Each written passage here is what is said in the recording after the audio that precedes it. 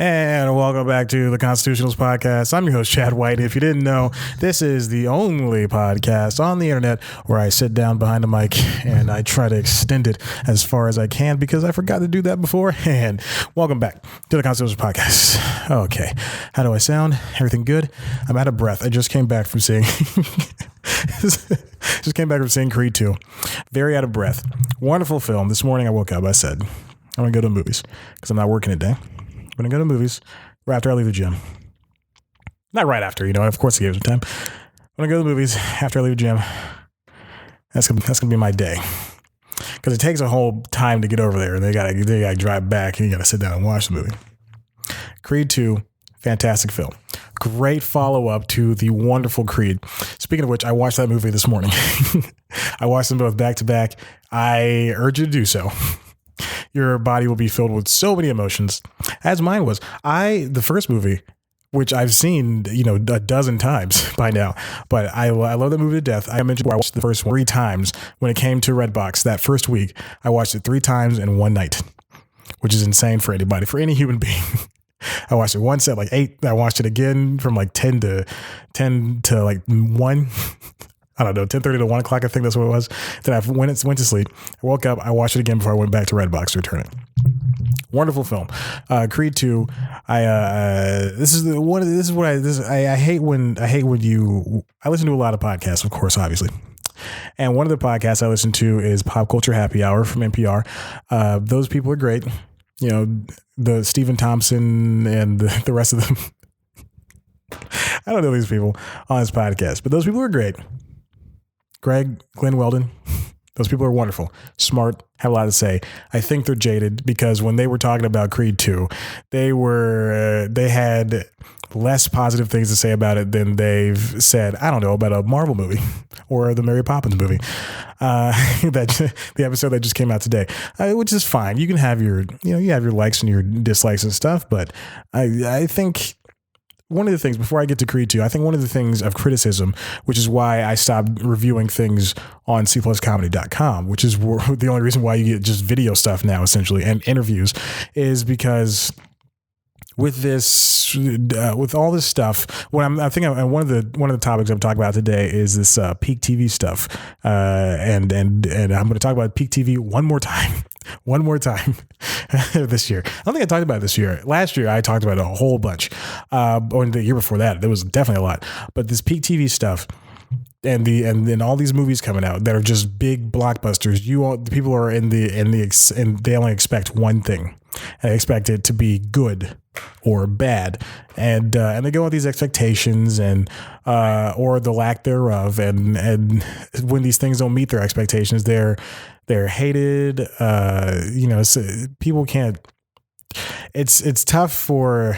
It's weird. It's strange because everybody has to be a critic now, and everybody has to have their own opinions, and make it so easy with Facebook and Twitter and Instagram and Snapchat and all these other things and YouTube and all these other things and all these other avenues for people to put their opinions out on. They have their little followings. It's like I'm taking it away from a little bit. They have their little followings, and then they basically just crap on something, or they just praise it. Like, they praise. I'm going to take 2 Ryan Coogler projects. I'm going to take Black Panther, and I'm going to take Creed. One of them is one of my favorite movies of all time. Dollars to Donuts, one of my favorite movies of all time. The other one is a Marvel movie that ended the same way the first Marvel movie ended, with the main hero fighting a carbon copy of himself. And then that is, these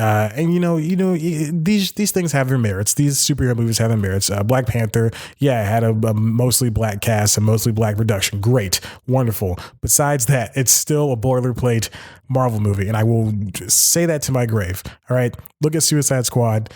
And I'm not saying this is Marvel versus DC, but look at Suicide Squad. Look at X-Men Days of Future Past, 2 of the best superhero movies I've ever seen.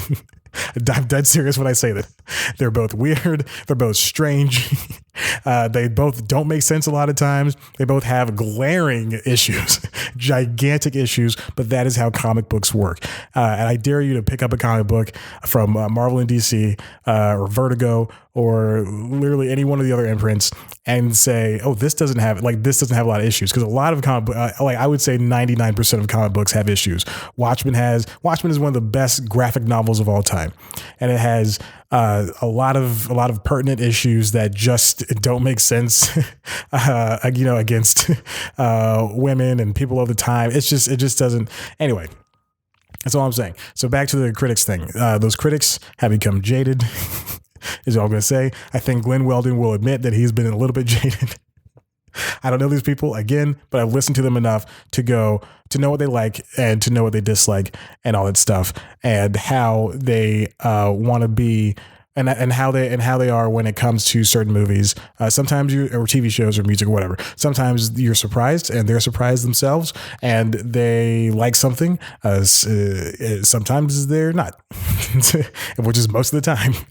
And here we are. And I remember during the Creed 2 episode, during Pop Culture Happy Hour, they basically said, which I totally agree with, that this movie aped a lot of the stuff that the first movie, Creed 2, aped a lot of stuff that the original Creed was doing, but it just wasn't as good, which is true. Ryan Coogler was only the executive producer because he was dealing with Marvel crap. So now we have these two movies that they're virtually the same thing, made by virtually the same people, but it's just one director is different and the script is different. But I think it's fine. It's a good movie. I had a good time. I teared up during both. I teared up a lot during the first one. I teared up during both. I was moving in my seat. I was ducking and diving. People were talking during the movie. There's 4 people total in the theater and 2 people were talking in the back. What are you talking about? What are you talking? It's just enjoy the movie.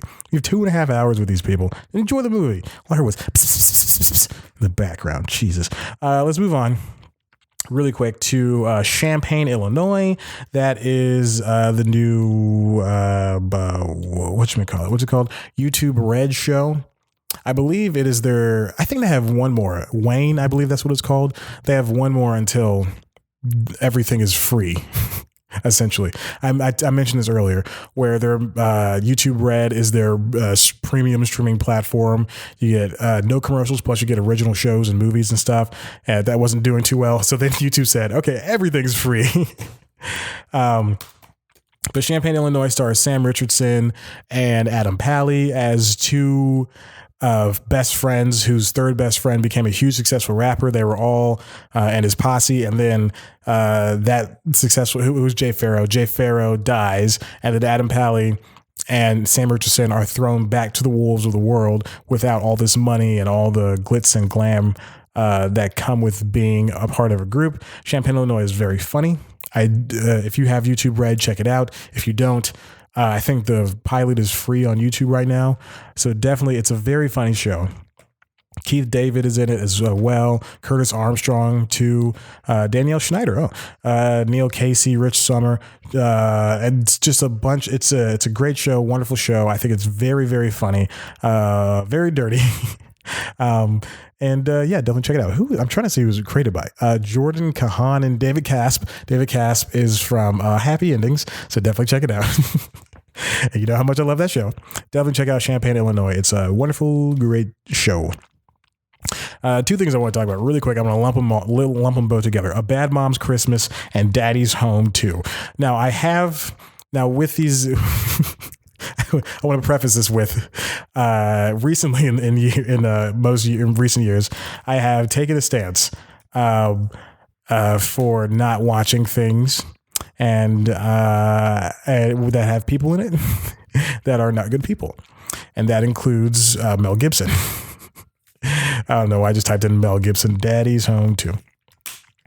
And I don't know if I've gone on record by saying, I think I reviewed it. I think Daddy's Home was a late review for me. But looking back, when I first watched it, I thought it was, just had a lot of problems in it, but ultimately over time, I think it's just a fine movie, whatever. Bad Moms, same thing, just a fine movie. Don't expect much. Obviously there's going to be sequels and stuff like that, but I watched A Bad Mom's Christmas and Daddy's Home 2. One of them was a waste of my time. One of them I've yet to finish, and it is turning out to be a waste of my time. They're both horrible films. And I'm a guy who likes everything. They are pissing me off. They're unfunny. Daddy's Home 2 was written by Sean Anders and John Morris. and directed by, let me go ahead and see, Sean Anders. Bad Moms Christmas was written by Scott Moore and John Lucas, directed by both of those guys. I think I mentioned this on the original Bad Moms review. Soft filter on that movie made it look like garbage, made it feel like a Lifetime film. But now this one doesn't have it, but it's subsequently lost the charm and funniness of the first one. Mila Kunis, Kristen Bell, Catherine Hahn did a great job. Christine Baranski, Cheryl Hines, and Susan Sarandon felt kind of forced. The writing there was just, especially for Susan Sarandon, who was Catherine Hahn's mom, who is the whole crux of these two movies was that the grandparents came into the picture, the parents came into the picture, and that's the deal. Do we really need this in this world? I understand. I think I reported it on News Time that there's going to be a Bad Moms-averse. Bad Moms universe. What a waste of my time. What a waste. It was Bad Moms Christmas. Avoid it if all you can.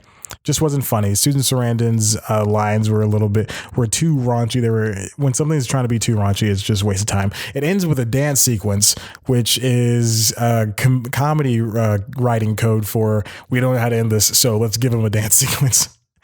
Justin Hartley plays some type of male stripper who's, oh God.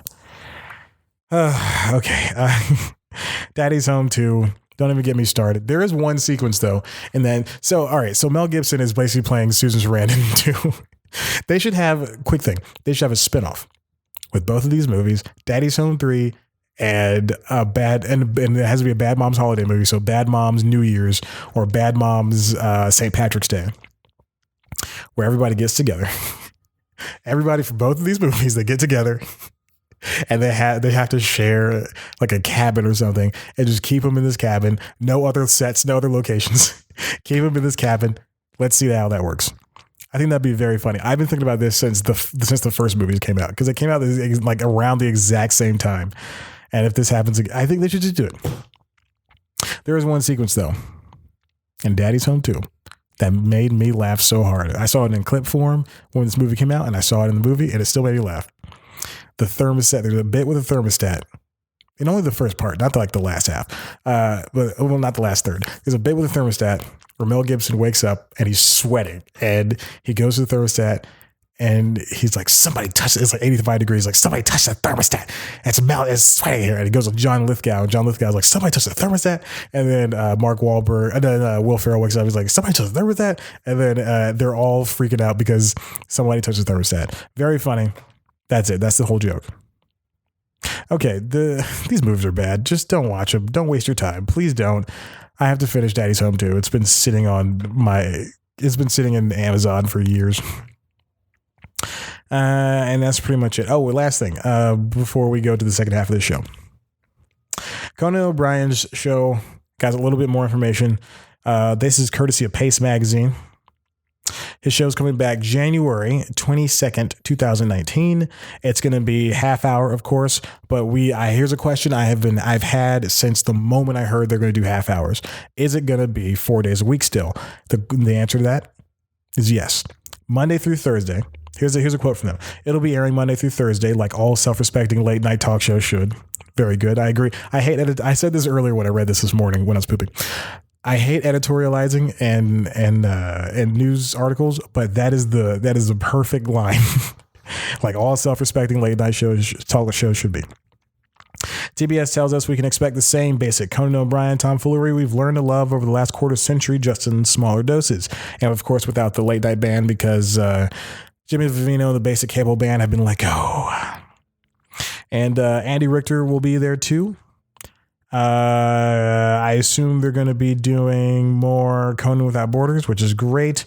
So yeah, there we go. That's all we have to look forward to. And of course, there's a video that came with it on Team Coco's YouTube page. I suggest you subscribe to it. Also, keep an eye out for, they have a Team Coco Conan O'Brien archive going up. I mentioned this before. They have an archive going up later on next month sometime. So definitely check that out. Let's go to break. Let's take a break. Take a break. Cannot wait. Eliza, I've got so much on my plate. Alexander, okay. Your son is 9 years old. today. Go stop. I do a really good Philippa Sue. I think that's her last name. Philippa Sue. All right, let's go to break. Okay, I'll see you in a second. Bye. And welcome back to the podcast. For you, it was no seconds. For me, it was 14 hours. It's taken me days to record this podcast. Hey, let's move on to really quick. I want to talk about, one of these was, I have three things I need to talk about. One of these was I'm going to time this like I said I would. It's too late. It's already started. One of these was the Peak TV thing, which was the main thing I want to talk about. Let's move on to something I talked about on News Time. Doing a little follow-up story here because I am professional.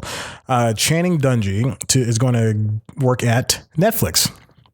If you don't know who Channing Dungey is, I reported on this. It was a second story in my Megyn Kelly episode of News Time that I did, which was like 2 weeks ago at this point, 3 weeks ago at this point. Channing Dungey worked at ABC for just 3 years. She was a president of HBO. I just said the name. She was a president of ABC, only black female president in network TV right now, I think, or in broadcast, whatever. She was, just know that she was a black female, and she had one of the biggest positions in the world for television. And she left after a couple of years. ABC lost Shonda Rhimes. They lost Kenya Barris. I assume Channing was fighting for them to keep them. They lost a bunch of other black people that were huge names there, including Cindy Holland. And now Channing Dungey is going to wait. Hold on. I think I might be wrong. I don't know if Cindy Holland is that person because there's another person. So 4 people left, including Channing, and one of them went to go work with Netflix, or 2 of them did. Okay, Cindy Holland is a white woman. I don't know why I said like Cindy Holland. I apologize. I'm glad I got that. So she left last month. And sources tell, this is from the Hollywood Reporter, that Dungey will also have a direct line to content chief Ted Sarandos. She's going to be starting in February.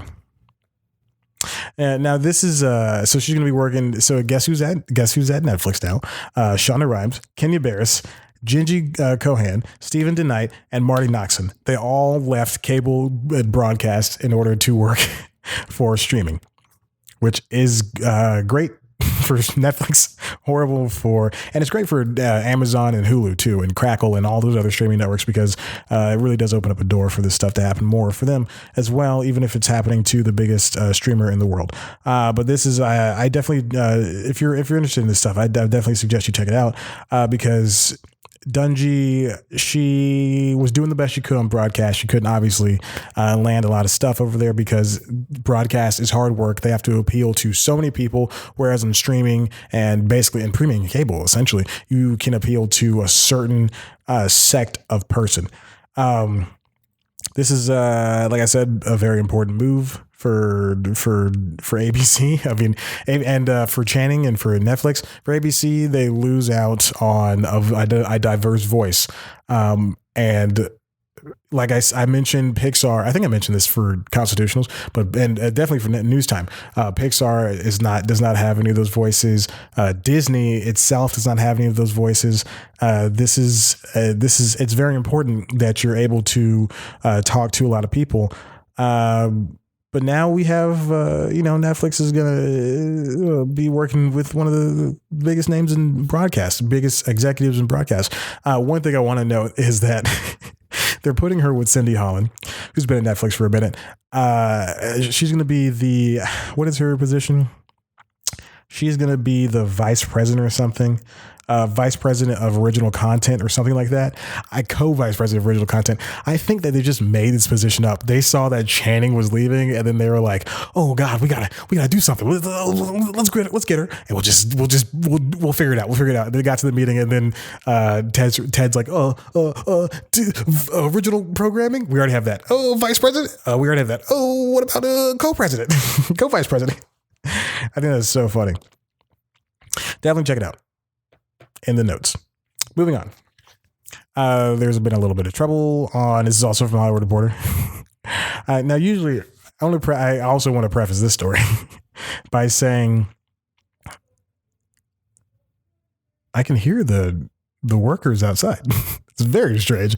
But I want to preface the story by saying I never, along with the Megyn Kelly thing, I never usually talk about serious things like somebody dying or sexual assault allegations, which this next story is, but is also about writing and about somebody that I liked in a show I really like, and it's really lengthy and there's a lot of stuff in here, and it just sucks this had to happen.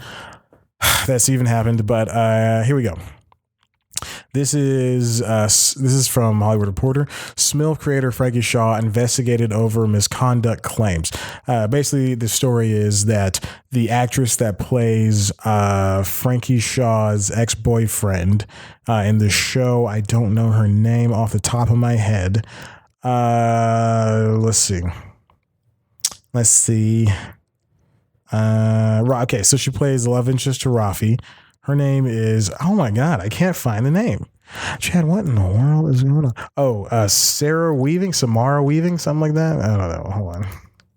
Samara Weaving. This is embarrassing. This is so embarrassing. Samara Weaving, that's her name. I don't even have to look it up.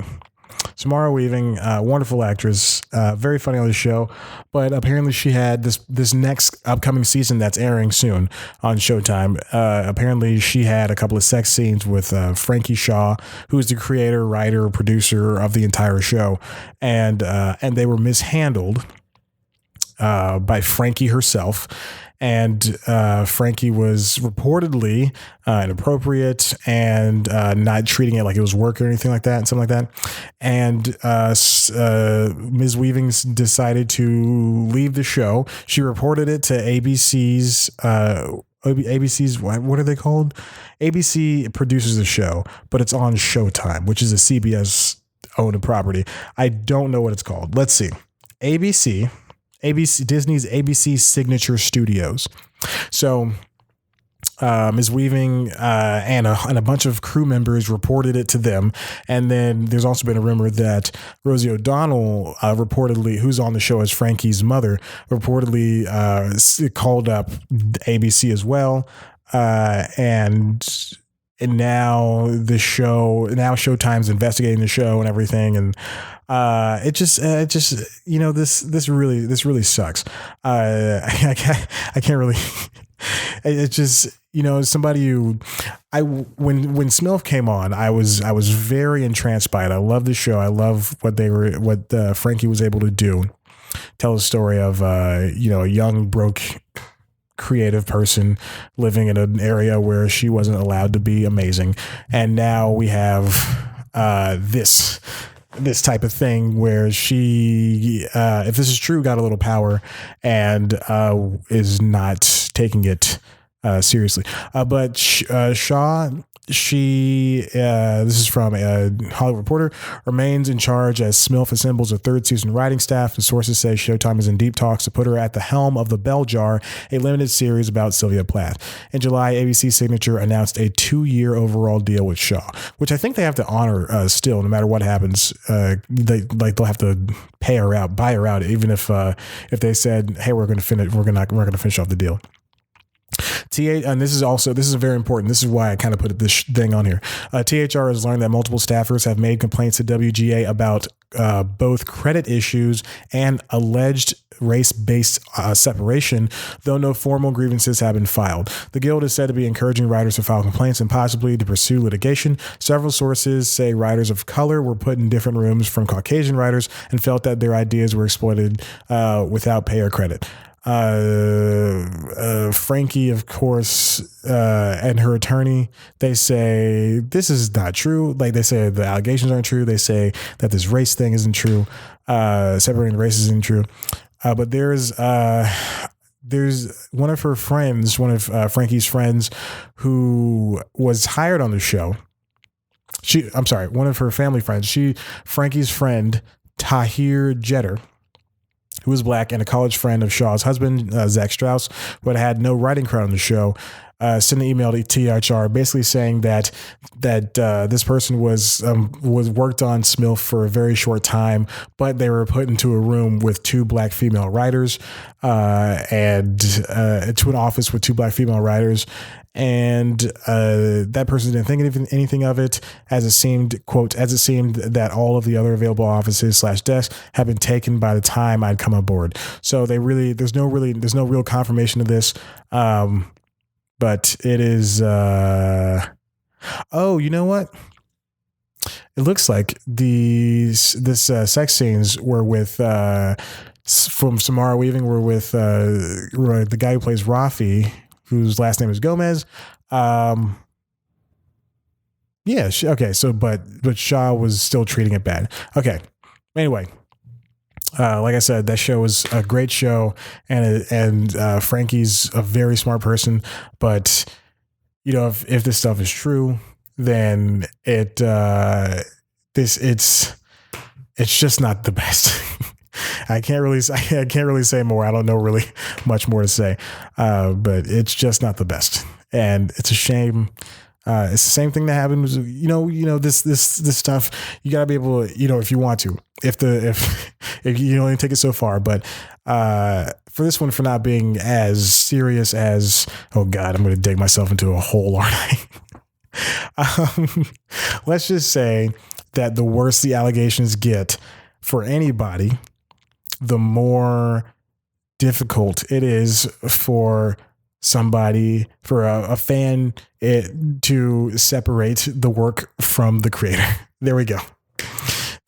Can't watch Louis anymore. Great. Well, we knew Louis from the beginning. But I don't know. Let's see. Let's pick somebody. I can't. Okay, this is too much. Let's move on to the last thing. This is from Vulture. Almost 500 scripted shows aired in 2018, but we still haven't hit peak TV. So if you watch News Time 2 years ago, I talked about peak TV because John Landgraf talked about peak TV. He's the head of FX Networks. And he mentioned that there were, at one point, there were close to 500 shows on the air. I think it was like close to 400, something like that. 400 something. This year was a record 495 original scripted streaming cable and broadcast series were released. Original 495 in 2018. That's a slight increase from the 487 that came out in 2017. This is, again, all this research, of course, comes from FX Networks. They're the only ones doing this. Only people doing this. Basic cable networks hit the brakes on scripted series in a big way. Basically, that's what it's saying. Here are a few bullet points. This is from all these online platforms. They produce 160. That's 32% of the 495 scripted shows, originals. That beats broadcasts 146. That's 30%. Basic cable is 144, 29%. And pay TV networks like HBO and Showtime, 45 shows, 9%. Total scripted series output rose a modest 2% year to year. 2013, the year Netflix jumped headfirst into the originals game, it leapt 17%. It's a lot of shows. I'm looking at this graph. That's a huge show. A huge amount of shows. Broadcast TV was down, and paid cable was up 7%. They're relatively steady versus 2018. Basic cable production dropped a dramatic 17% this year. Let's keep going down. By contrast, streaming surged again this year, with online platforms growing their scripted portfolios by around 27%, a bit more than last year's 24% spike, but nowhere near 2016's 46% surge, which I would guarantee that all of that 46% came from mostly Netflix. And that was around the same time when, was that after Amazon's, that white dude at Amazon? A lot of the sexual accusations come from, or were about white dudes, but the white dude at Amazon who canceled Good Girls Revolt.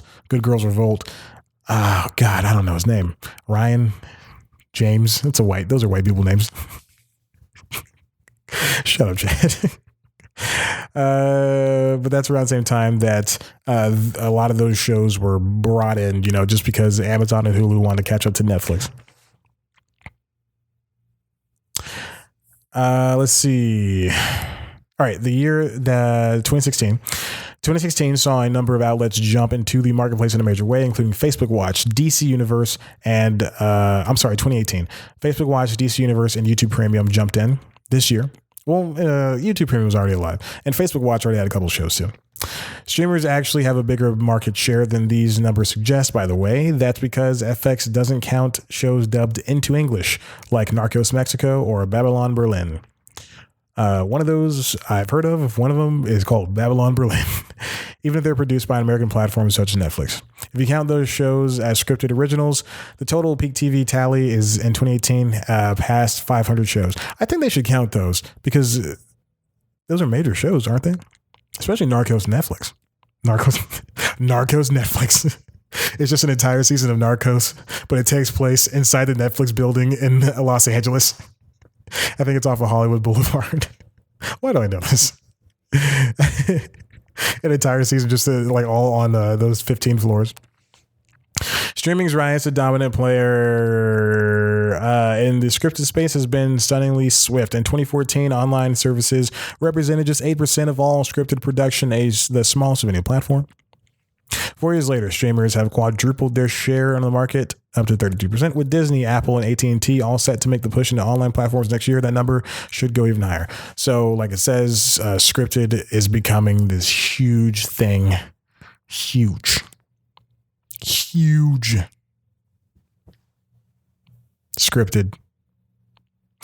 I remember when just years ago, scripted shows weren't coming out as often, and it was all reality shows. I want to say maybe 10 years ago. It was all reality shows. All mostly reality shows. Sitting over there. But I mean, still, broadcast still has look at Fox. They still have a lot. They have a lot of reality shows, especially now that they're breaking away from the mainstay. But yeah, peak TV's hit us, and it's not going to stop anytime soon. I still do want to throw my hat into the ring. I have 2 show ideas that are ready to go. I have several scripts for both of them. Please, anybody, Disney, if you want them, I'll give them to you. I know I did just talk about the Black Panther, it's not a good movie. It's a fine film. Still, it's a superhero movie where the bad guy is the carbon copy of the main person. But anyway, we should definitely work together, Disney. Please. Hey, listen, if you like what you heard here, I don't know why you would. Check out the website, cpluscomedy.com, where I got the latest news times, the latest podcasts, all the other stuff. Speaking of the podcast, this is the podcast. You can also listen to the back catalog of this show as well as the application podcast. Both live on that website as well as any podcast player you like. Apple Podcasts, Google Podcasts, Spotify, Stitcher, Pocket Casts, all the good podcast players. You can watch a video version of this show over there on youtube.com/C+comedy.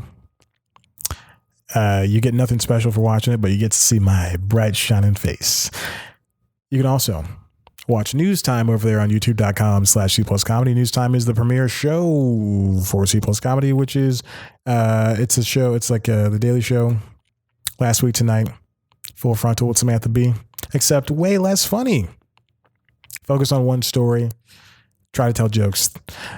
News Time, like I said last week, for the next couple of weeks will be pre-tapes, a bunch of pre-tapes. This week's was a blooper reel, so you can definitely see that. I worked hard on it. Definitely check it out. It's very funny. I enjoyed it. I sing, I dance, I make jokes that are not intentional. Definitely check it out. Next week it'll be +5, which means I gotta make that episode for this podcast. That's a Christmas episode. It'll come out to Christmas. And then the week after that will be more bloopers. And then the week after that will be first episode of the year. So fingers crossed. Definitely check all that stuff out. And now, if you're on the audio version, stay tuned for something special. I interviewed Steve Lemmy and Kevin Heffernan of Broken Lizard Comedy Troupe. It's very true. It happened yesterday. And we had a discussion about their stand-up special that just came out a couple of weeks ago. This has been something, now that it's over, I can talk about it. It's something that I've been trying to set up for about 3 or 4 weeks now. It's insane. Like at least a month of me going back and forth with their people, with the publicists going, hey, are they available now? Are they available now? Are they available now? And finally they were available a week before Christmas. Definitely. I mean, so that interview will hopefully go up sometime next week. I don't know. We'll see when I have time. I'm going to be working for the next 2 weeks, essentially day in, day out over there at the, place where I work. Not gonna talk about it. You already know. If you listen to the application, you already know where I work now. But yeah, definitely listen to the end of this for a couple of minutes of us shooting the breeze. I will mention before I go, I didn't know I was going to tell the story, but I was talking. So I call into the conference line, and so I figure, at least one of the persons is going to be listening. And then I talk to the guys, and then I go, okay, guys, I think I got it. We're good. And then we're saying our goodbyes. And then right before the two of them hang up, because they're on 2 different lines, I hear like 3 other people hang up. And like I said, it's a conference line. So all I hear is people like disconnecting, like doot, doot, doot, doot. Just quick disconnects. And I was like, what the heck? Who is listening? How many people were listening in? Like, what if I'd made a mistake? I'm always worried about that doing an interview. I'm always worried about messing up and saying something stupid where somebody curses me out. And now I'm worried about 1,000 people listening in. All it was doo doo doo doo. So check out my interview with Kevin Heffernan and Steve Lemmy of the Broken Lizard Comedy Troupe. This is the breakout part for the Instagram. So definitely check it out. It's a great interview. It'll be coming out next week. Hopefully, I don't know. We'll see. Thank you for listening. I appreciate you. I love you. Follow us on Twitter at C+ Comedy. Follow me on Twitter at @ChadBlackWhite. Like us on Facebook. Continue listening to the I just hit the microphone. Continue listening to the podcast. YouTube.com/C+ Comedy. Thank you for listening. I appreciate it. Instagram @C+ Comedy. We'll find you later. Bye.